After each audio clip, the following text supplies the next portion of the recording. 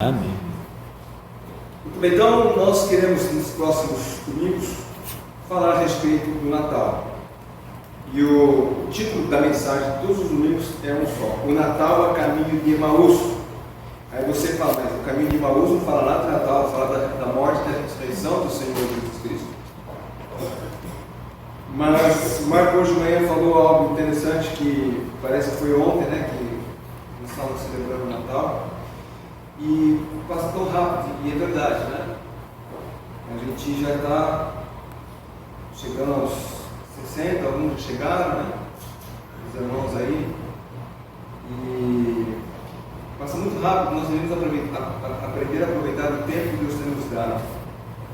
E ao celebrar mais o Natal, nós possamos aproveitar para louvar e adorar o nosso Salvador. Eu, quando estava preparando essa mensagem, digitando ela, depois de montá-la, eu coloquei lá no computador hinos de Natal. Eu gosto muito dos hinos de Natal, e as mensagens nos fazem refletir a grandeza do amor de Deus para com o homem perdido. Entre eles tem aquele que nós cantamos, Nasce Jesus, né?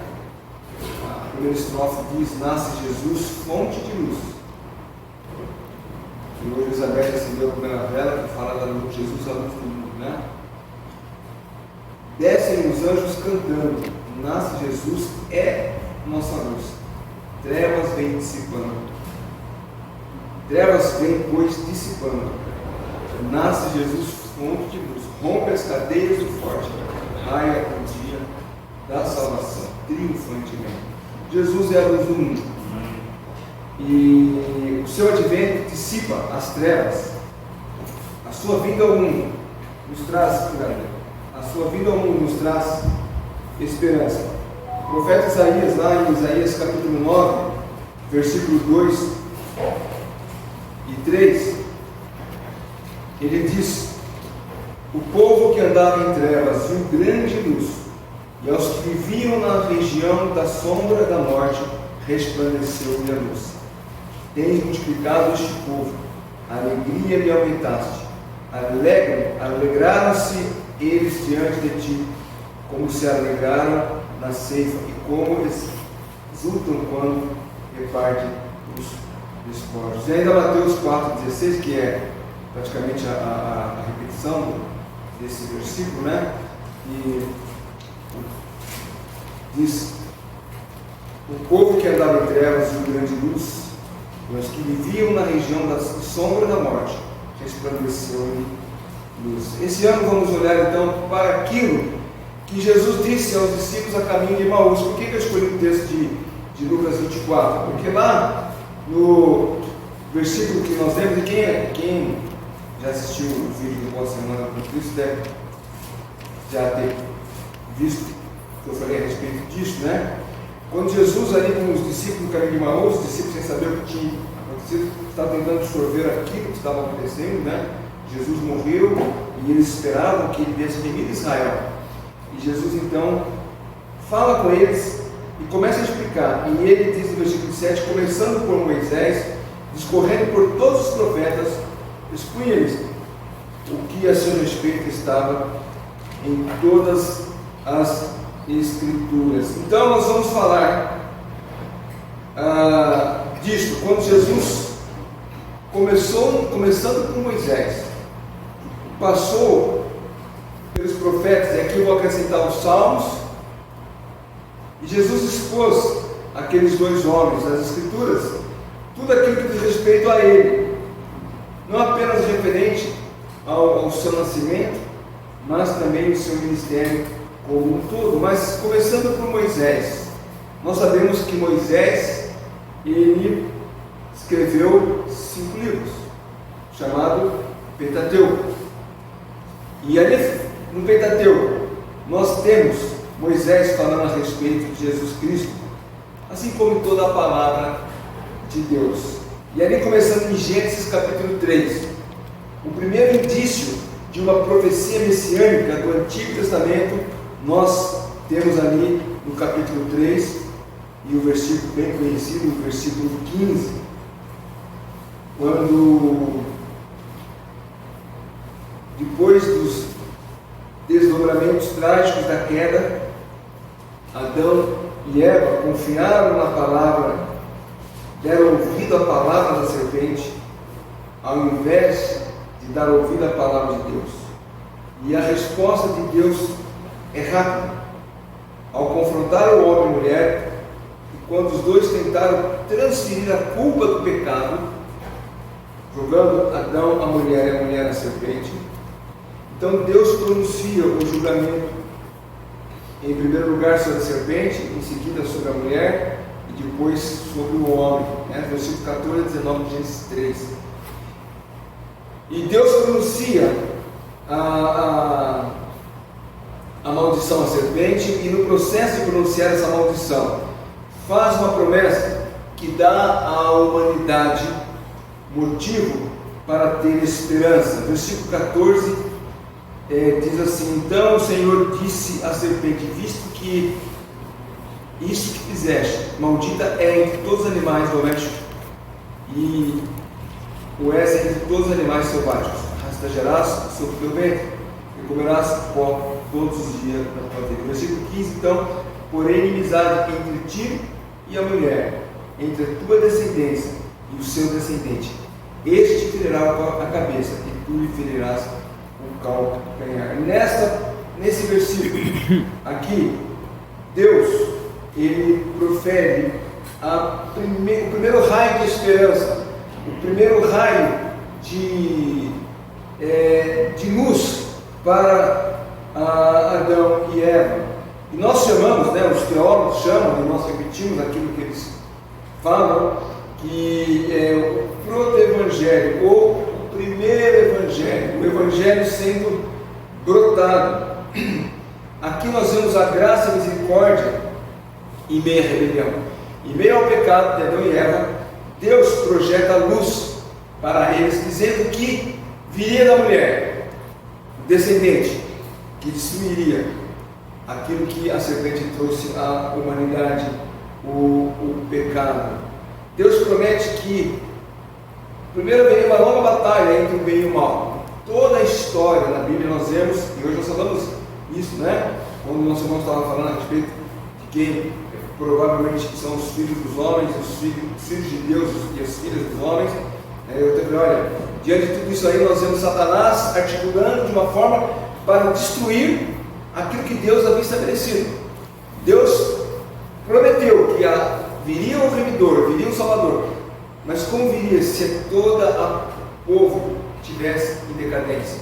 Mas Deus preservou ali na família de Noé um remanescente. Então, toda a história da Bíblia nós vemos essa batalha entre o bem e o mal, com a descendência ou a semente da mulher finalmente triunfando.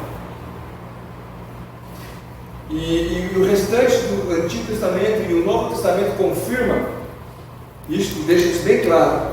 Esse triunfo chegaria através e na pessoa do Messias Jesus Cristo. Então, em Gênesis já nós vemos projetando um raio de esperança, mas continua quando Deus faz em Êxodo a aliança abraâmica,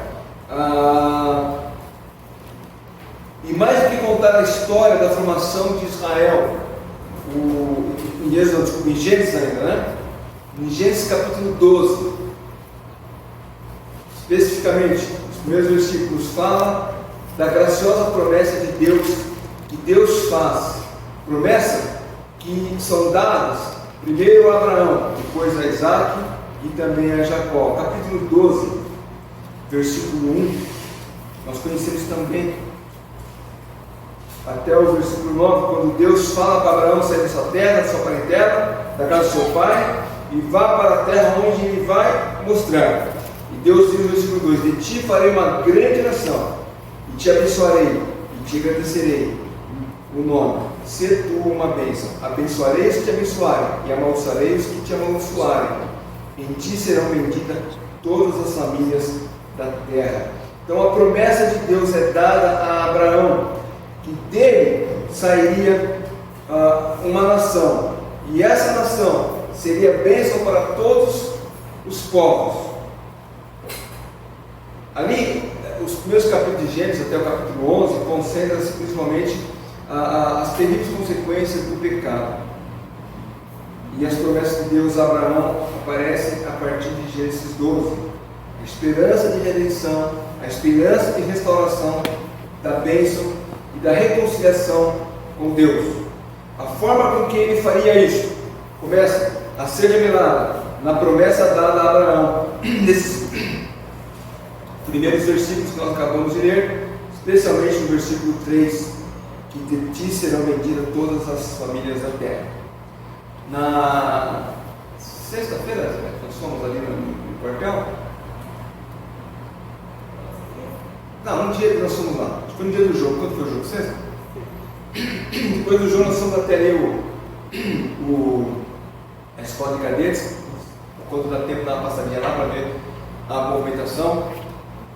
E tinha uma bandeira do Brasil e uma de Israel.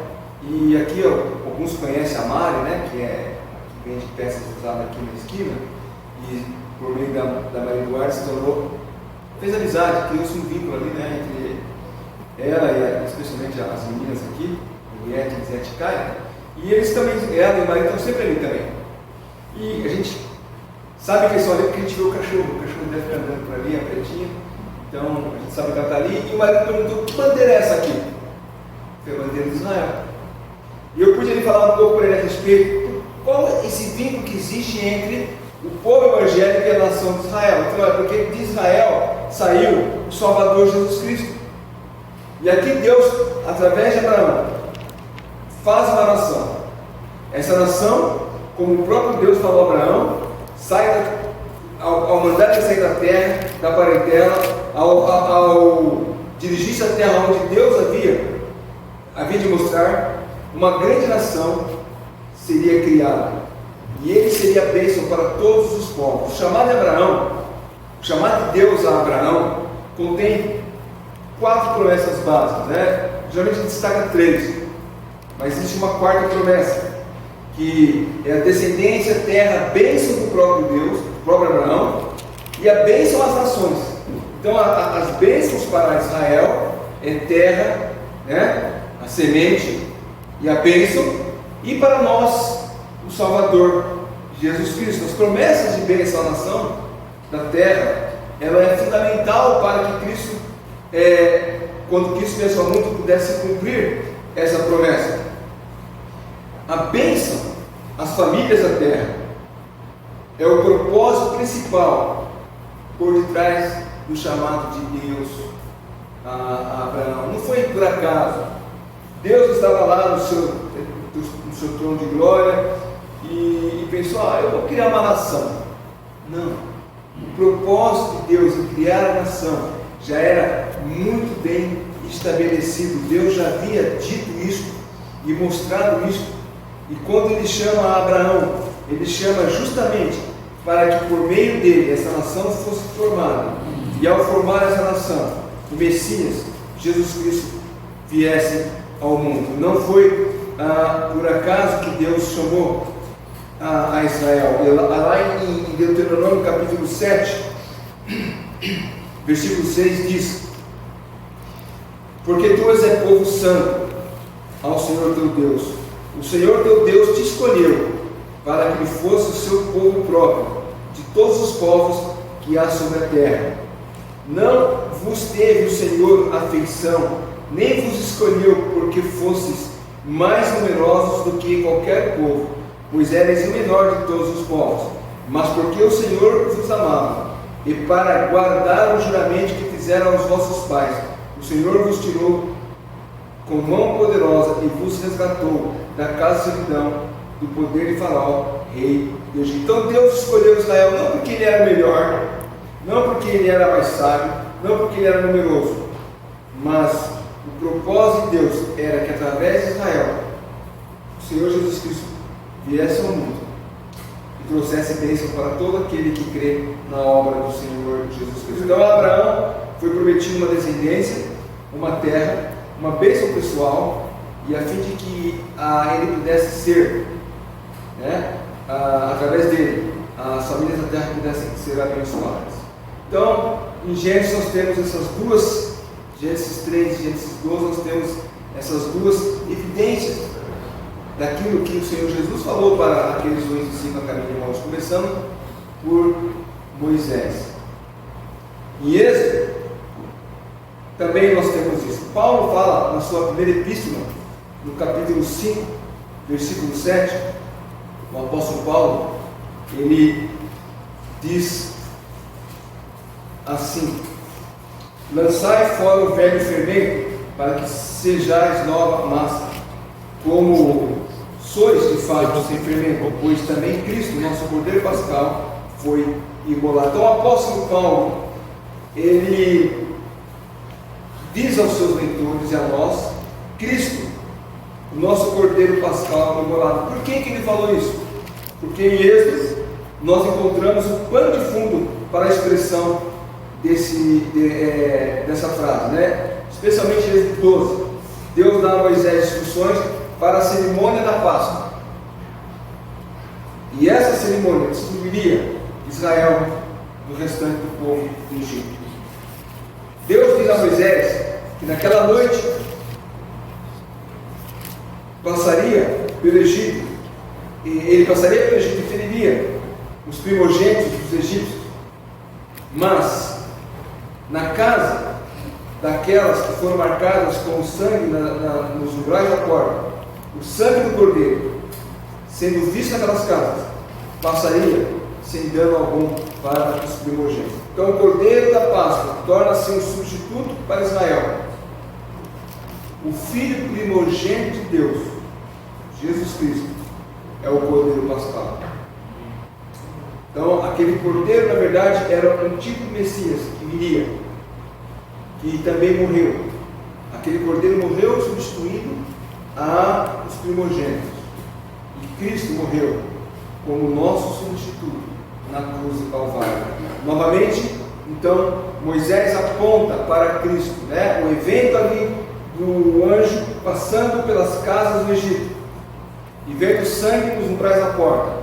Isso claramente, para nós que somos crentes já, criados, especialmente que foram criados na igreja desde pequeno, quando lê Êxodo e lê aquele texto, já faz a ligação direta para Cristo na cruz. Como outros textos também nos fazem lembrar disso, né? Mas, para o que está lendo a Bíblia pela primeira vez e lê o texto de Êxodo, e depois, quando vai lá para o Novo Testamento e vê Cristo, quando, por exemplo, João declara: eis o Cordeiro de Deus que tira o pecado do mundo, ele começa a fazer a ligação e percebe que o que aconteceu no Egito, na verdade, apontava para algo que viria a acontecer no futuro.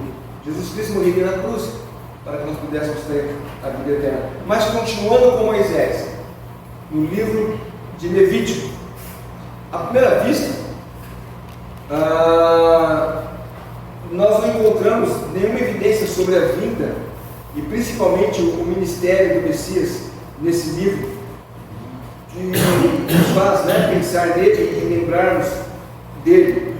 Mas quando o Novo Testamento descreve Cristo como o nosso sumo sacerdote, lembrando que o livro de Levítico, Deus trata especialmente das leis dadas a Israel, mas quando nós vemos lá, por exemplo, em Hebreus, e eu tenho em casa um livro que o autor escreveu, e ele comenta Hebreus junto com Levíticos, né? Ele faz esse paralelo, e é fácil de entender isso quando nós vemos especialmente o capítulo 8, 9 e 10. No capítulo 8,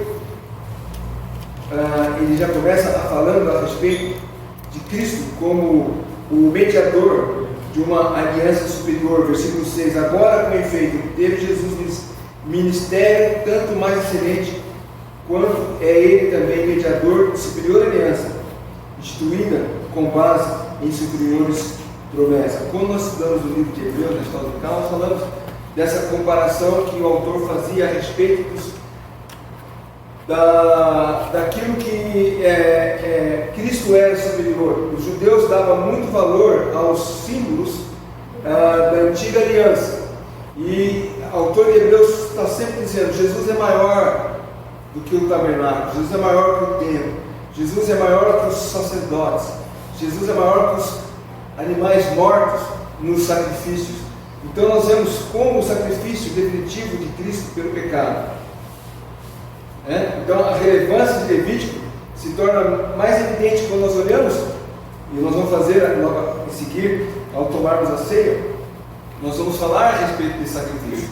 Lá no capítulo 10 de Hebreus, então o autor trata do único sacrifício da nova aliança, que é um sacrifício único, não havendo mais necessidade de outro, comparando o sacrifício da nova aliança com os sacrifícios da antiga aliança.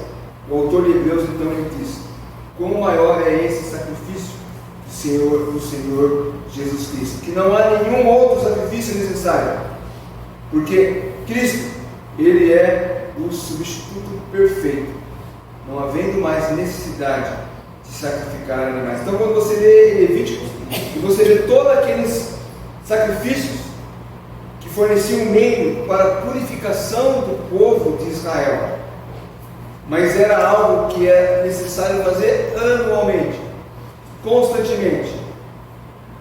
O povo, quando cometia pecado, os sacerdotes ofereciam esses sacrifícios e se colocavam como mediador entre Deus e seu povo. Agora Jesus Cristo, como sumo sacerdote superior, ele se coloca como o próprio sacrifício. Lá na antiga aliança, o próprio sacerdote precisava ter o seu pecado coberto pelo sangue daqueles animais. Mas agora, na nova aliança, por Jesus Cristo sendo o Cordeiro sem pecado, ele pôde morrer uma única vez e para sempre, não havendo mais necessidade. Então Levítico nos mostra, nos aponta para uma realidade maior, para as nossas vidas, que é a obra de Jesus Cristo. Não havendo mais necessidade de sacrificar, não havendo mais necessidade de derramar sangue, porque Cristo derramou o sangue perfeito, o sangue sem pecado, o sangue de um cordeiro sem defeito. E ele fez isso para todo sempre, a fim de que nós pudéssemos ter então uma salvação eterna, não algo que dependesse de um novo sacrifício, não algo que dependesse do sacrifício feito no ano seguinte, porque o sacrifício de Cristo foi feito de uma vez para sempre. Novamente, Moisés nos aponta e nos mostra como que Cristo é revelado por meio dos seus livros. Ainda, o outro livro que Moisés escreveu, o livro de Números, o capítulo 24,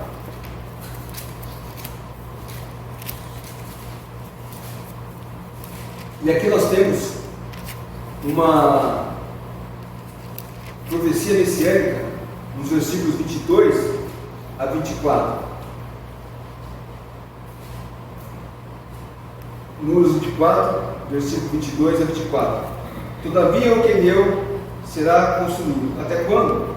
Assur te levará cativo. Proferiu ainda a sua palavra e disse: quem viverá quando Deus fizer isto? Homens virão das costas do Quintim, e as suas naus afligirão Assur e a Éber, e também eles mesmos perecerão. Então Balaão se levantou e se foi e voltou para a terra, e também Balaque se foi pelo seu caminho. Aparentemente, você pergunta, mas que profecia messiânica nós encontramos aqui? Na história de Balaão, a essa altura Israel estava acampado nas planícies de Moab e Balaque, ou seja, todo o capítulo, desde o capítulo 22, na verdade, você vai ver isso. E Moab está tomado de medo. Lá no capítulo 22 nós vemos Moab morrendo de medo. Versículo 3: Moab teve grande medo deste povo, porque era muito e andava angustiado por causa dos filhos de Israel. Então ele estava tomado de medo. Como resultado, ele convoca Balaão, um profeta pagão da Mesopotâmia, para amaldiçoar os israelitas. E vocês conhecem bem a história. Balaão não amaldiçoou o povo de Israel. Deus não permite que Balaão amaldiçoe Israel.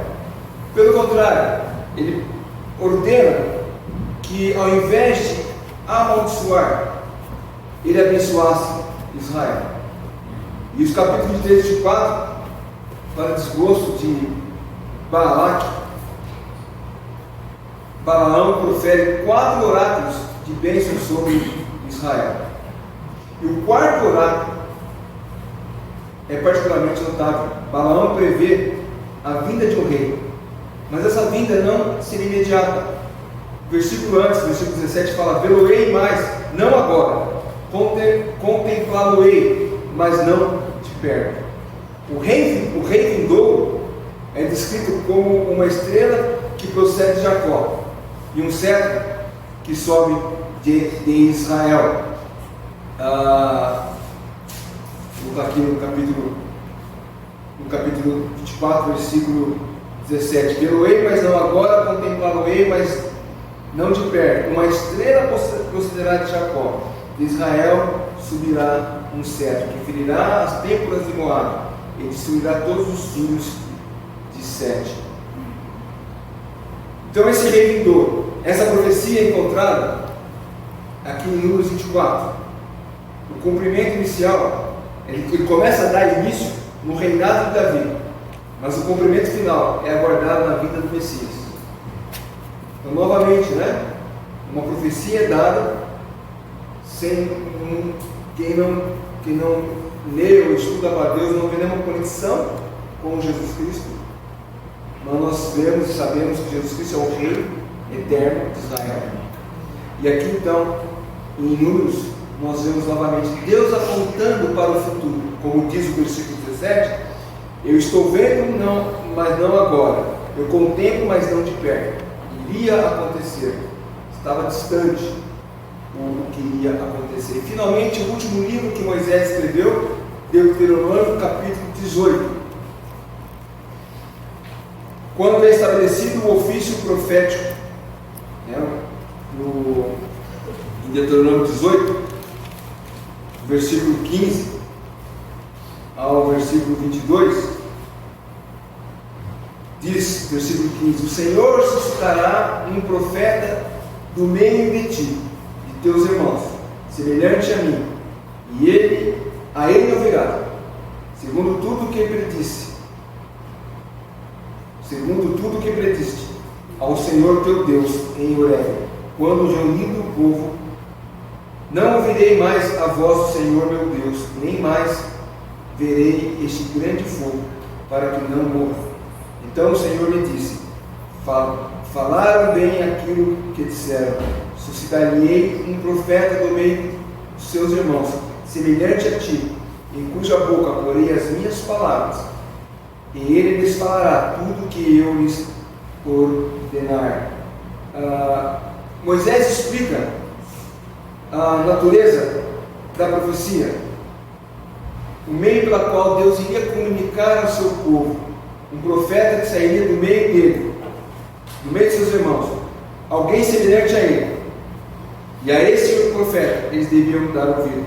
Aqui então Deus provê a continuação do ofício profético após a morte de Moisés. Cristo é o profeta, sacerdote, rei, profeta e sacerdote, O sacerdote, profeta e rei. E nós lembramos que Moisés, ele foi o único entre os profetas, enquanto ministro da aliança de Deus. Lá em Deuteronômio 34, versículo 10, nós lemos isso. Capítulo 34, que é o último capítulo, versículo 10. Nunca mais se levantou em Israel profeta algum como Moisés, com quem o Senhor houvesse tratado face a face. Então, não havia outro profeta como ele. E Deus havia levantado Moisés para mediar a sua aliança com Israel. Deus levantaria também outros profetas para que continuassem a declarar a mensagem de Deus, chamando o povo à obediência, chamando o povo a lembrar da aliança que Deus havia feito no passado. anunciando muitas vezes punição por não cumprir a palavra de Deus. E a promessa que Deus levantou, a promessa de que Deus levantaria outro profeta como Moisés, ela foi posteriormente entendida pelos israelitas como uma profecia messiânica. João capítulo 1, versículo 21 e versículo 45. João 1, 21. Então lhe perguntaram: quem és, pois? És tu Elias? Ele disse: não sou. És tu profeta? Respondeu: não. Aí o versículo 45. Filipe, o contexto aqui é que os discípulos de João estavam querendo saber quem era Jesus. Então eles perguntaram: mas você é Elias?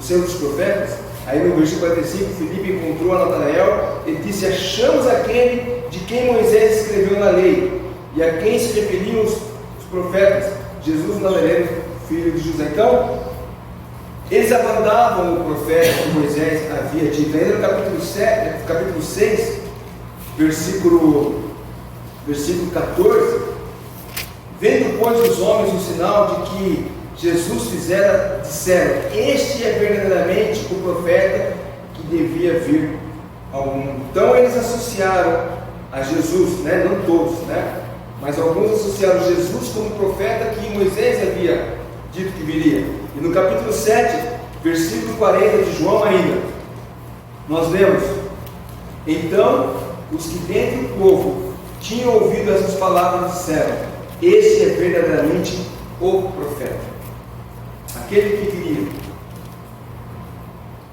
aquele que Deus havia dito em Deuteronômio que o profeta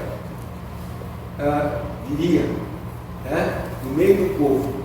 Jesus Cristo veio entre o povo. Em última análise, essa promessa profética aponta para Jesus, o único mediador da nova aliança. Lá em Atos, capítulo 3, versículos 20 a 22, o apóstolo Pedro está fazendo a sua gloriosa mensagem. Então ele diz no versículo 20: a fim de que da presença do Senhor venham tempos de refrigério, Ele que envie Ele, o Cristo, que já vos foi designado, Jesus, ao qual é necessário que o céu receba, até aos tempos da restauração de todas as coisas, de que Deus falou por boca dos seus santos profetas desde a antiguidade. Disse na verdade Moisés: o Senhor Deus vos suscitará entre vossos irmãos um profeta, semelhante a mim, a ele ouvireis em tudo quanto vos disser. Então, o povo de Israel, Pedro chama a atenção do povo de Israel, dizendo: olha, aquilo que Moisés disse, que viria um profeta que sairia dentre vocês, é o Cristo, Jesus Cristo.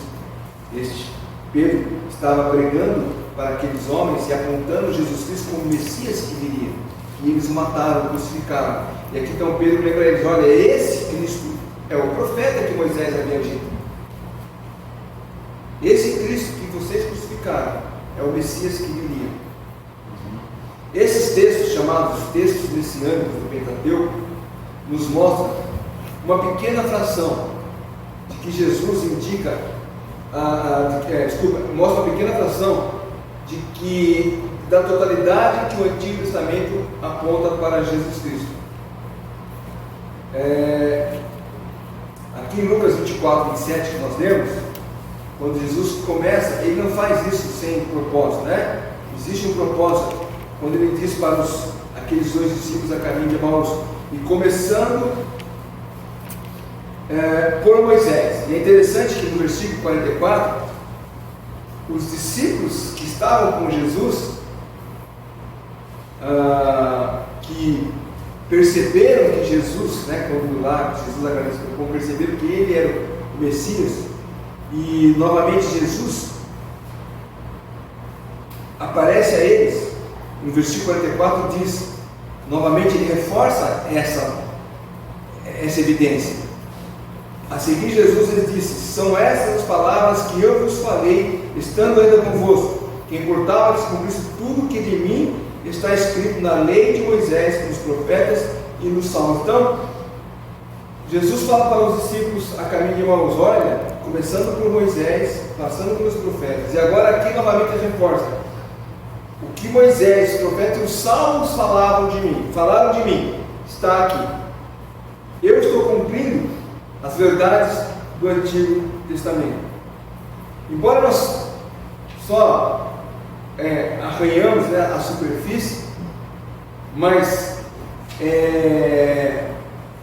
nós queremos incentivar os irmãos nesse mês de dezembro, olhar.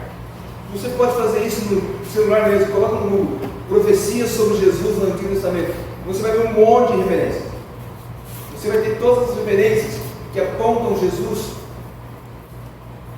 E nós devemos aprender a ler a palavra de Deus. Eu lembro que os irmãos, quando nos fizeram o curso da Comissão Brasileira Messiânica, eles sempre falaram, né, que nós olhamos para as Escrituras porque ela aponta, vai apontar sempre para Jesus Cristo. Não vai apontar para uma outra pessoa. É sempre apontando para Cristo. Por isso é importante nós lermos, relermos. Eu vou usar duas palavras que não existem, tá? Relermos e relermos, tá? Continuamente a palavra de Deus. Se você tem um plano de leitura anual da palavra de Deus, que não precisa começar necessariamente em janeiro, eu comecei meu plano de leitura anual em junho. E eu, assim como todos os irmãos, provavelmente já deve ter feito vários propósitos de ler a Bíblia no ano. E pega lá, existem vários métodos, né, para leitura. Ler 2 capítulos, 3 do Antigo, 1 do Novo, ler Gênesis, ler Mateus, e você durante o ano consegue ler todo. E eu me frustrava, porque chegava antes do final de janeiro, eu já não estava mais acompanhando, né, eu não estava mais fazendo essa leitura. Eu fiz meu próprio método. Peguei a minha Bíblia, quantas páginas tem a minha Bíblia? 1.500 e tantas. Quantos dias tem um ano? 365. Dividi e deu tantas páginas por dia. E comecei em junho, eu ontem fazendo o cálculo, já estou exatamente no meio. Então em junho eu termino. No ano passado eu li diferente.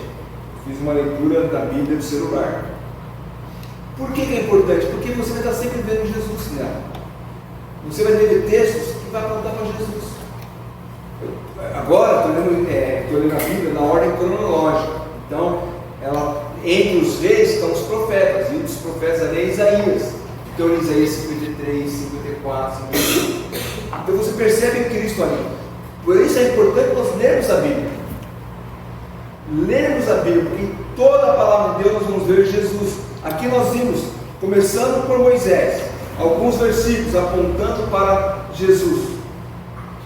E o próprio Senhor Jesus diz em João 5,39: examinai as Escrituras, pois elas testificam de mim.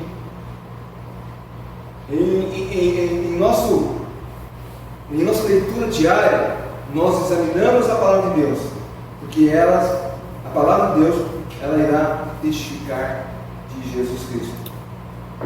Em nossa próxima mensagem, nós vamos olhar para os profetas, porque também eles falam de Messias coletivo. Celebrar Natal vai além do que uma festa em que as pessoas dizem que Jesus nasceu. Nós temos que dizer por que Jesus nasceu. Porque nascer, a gente nasce todo dia. A notícia de nascer uma criança, a gente vê todos os dias.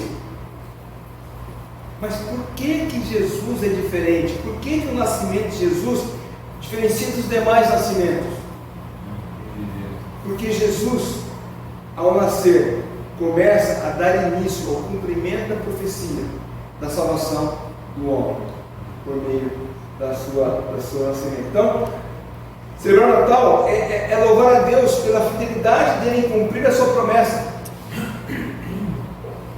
Jesus nasceu e nós devemos louvar por essa verdade. Nós devemos louvar a Deus por isso. Mas também nós devemos louvar a Deus porque Jesus não apenas nasceu, mas conforme Paulo fala em Filipenses 2,8, ele foi fiel até a morte, foi obediente até a morte e morte de cruz. Porque se Jesus tivesse apenas nascido e morrido e sepultado, ele seria mais um daqueles que surgiram no mundo aí e seria um grande nome da história. Mas como nós vemos aqui em Lucas 24, ele ressuscitou. E ao ressuscitar, ele pôde comprovar que as profecias ditas por Moisés a respeito dele eram verdadeiras. Ele tem credencial. Jesus tem as credenciais para mostrar à humanidade que ele realmente é o Messias prometido. Então, por esse motivo, seja grato a Deus por esse plano maravilhoso de salvação, conforme nós vemos ali em Efésios 1:3, que Deus nos escolheu em Cristo antes da fundação do mundo. Deus havia planejado e começou a executar o seu plano de salvação quando Jesus nasceu. Que nós possamos celebrar o Natal com gratidão por essa tão grande salvação, não apenas porque Jesus nasceu, infelizmente. E os irmãos sabem que nessa época do ano tem um canal de televisão que passa filme de Natal 24 horas por dia. Alguns já repetidos, agora temos novos que estou vendo, né?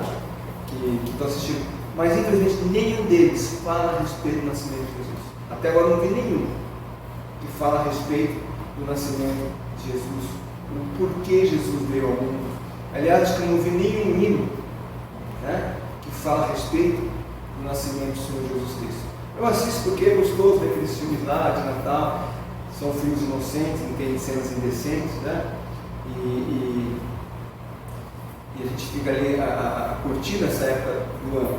Mas infelizmente o mundo, e talvez muitas igrejas até, têm deixado de celebrar o Natal.